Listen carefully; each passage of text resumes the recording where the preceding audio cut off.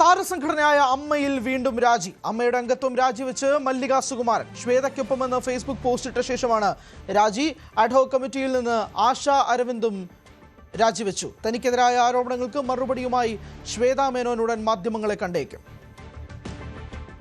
നവമിയുണ്ട് വിശദാംശങ്ങളുമായി. നവമി, മല്ലിക സുകുമാരൻ കഴിഞ്ഞ ദിവസം തന്നെ ജനറൽ ബോഡിയിൽ ഇതിന്റെ കണക്കുമായി ബന്ധപ്പെട്ട് ചോദ്യം ചോദിച്ചിരുന്നുവെന്ന് നേരത്തെ മാലാ പാർവതി പറഞ്ഞിരുന്നു. അതിന് പിന്നാലെ രാജിവെക്കുന്നു. കഴിഞ്ഞ ദിവസം തന്നെ ശ്വേത രാജിവെക്കേണ്ട ആവശ്യമില്ല എന്നതും മല്ലിക സുകുമാരൻ പറഞ്ഞിരുന്നു. ആരോപണ വിധേയർ മാത്രം രാജിവെച്ചാൽ മതിയെന്നും പറഞ്ഞിരുന്നു. അതിനോടൊപ്പമാണ് ഇപ്പോൾ മല്ലിക സുകുമാരൻ പ്രാഥമിക അംഗത്വം തന്നെ രാജിവെച്ച് ശ്വേതയ്ക്കൊപ്പമാണെന്ന് പറയുന്നത്. അമ്മയുടെ തട്ട് വീണ്ടും വീണ്ടും ഉയരുകയാണ്.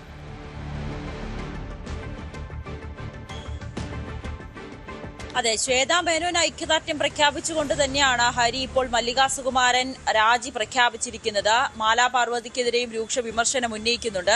പ്രത്യേകിച്ച് ഇന്നലെ തന്നെ മാധ്യമങ്ങളെ കണ്ടപ്പോൾ മല്ലിക സുകുമാരൻ പറഞ്ഞത് ഈ കണക്കുകൾ അവതരിപ്പിച്ചതിൽ തെറ്റുകളുണ്ട്, അതിൽ ചില അവ്യക്തതകൾ തുടരുന്നുണ്ട്. പക്ഷേ അതുകൊണ്ട് തന്നെ ഈ കമ്മിറ്റി രാജിവെക്കേണ്ട കാര്യമുണ്ടായിരുന്നു. പ്രത്യേകിച്ച് ശ്വേതാ മേനോൻ പ്രാഥമിക അംഗത്വം പോലും രാജിവെച്ച് പുറത്തു പോകേണ്ട സാഹചര്യം എന്തായിരുന്നു എന്ന് ഇന്നലെ തന്നെ മല്ലിക സുകുമാരൻ ചോദിച്ചിരുന്നു. എന്തായാലും മല്ലിക സുകുമാരൻ ഈ വിഷയത്തിൽ കൂടുതൽ പ്രതികരണങ്ങൾ നടത്തിയേക്കും. അത് ഇപ്പോൾ മാലാ പാർവതിക്കെതിരെയും രൂക്ഷമായിട്ടുള്ള വിമർശനം ഉന്നയിക്കുന്നുണ്ട്. ഈ പ്രശ്നങ്ങൾക്കൊക്കെ കാരണക്കാരിൽ ഒരാൾ മാലാ പാർവതിയാണെന്ന തരത്തിലുള്ള ഒരു പ്രതികരണമാണ് മല്ലിക സുകുമാരൻ നടത്തുന്നത്. അതോടൊപ്പം തന്നെ മറ്റൊരു രാജി കൂടി വന്നിരിക്കുന്നത് അഡ്ഹോക് കമ്മിറ്റിയിൽ നിന്നും ആശ അരവിന്ദ് രാജിവെച്ചിരിക്കുകയാണ്.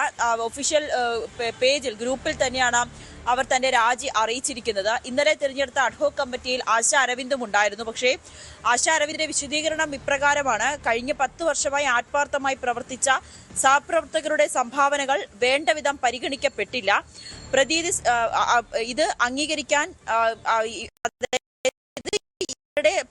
സംഭാവനകൾ വേണ്ട വിധം ഇവർ പരിഗണിച്ചില്ല എന്ന് കേൾക്കുമ്പോൾ തനിക്ക് ഏറെ വേദനയുണ്ട്. അത്തരമൊരു സാഹചര്യത്തിൽ താൻ അടുത്ത് പ്രവർത്തിക്കുന്നതും ഒരേ ലക്ഷ്യം പങ്കിടുന്നതുമായ ഭൂരിപക്ഷം സഹപ്രവർത്തകരെ മാറ്റി നിർത്തി രൂപീകരിച്ച കമ്മിറ്റിയിൽ തനിക്ക് അതൃപ്തിയുണ്ട്.